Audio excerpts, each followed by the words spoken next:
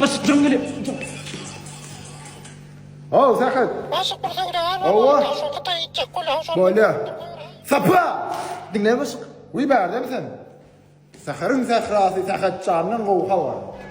Assalamu alaikum hormatly müşteriler. Istimde görüşüňizde ne beşik köşük. Dost. Bu operator. Sana işsan ok. Başlardan beni kol kaldırlar.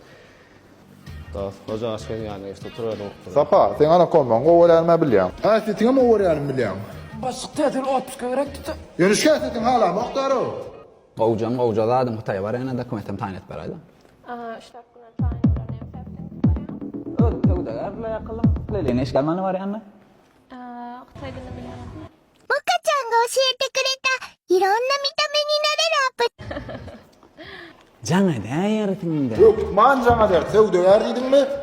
Hawagam eşik maňa diýinme? Tarakky sport. Ha, baka dövmere var yani. Yo olar ýazat ýok. Läbleň son sport bolan baka dövüp görün son. Aşk. Yaman saat bolly. Tüýşele oturdum aga meseleňde.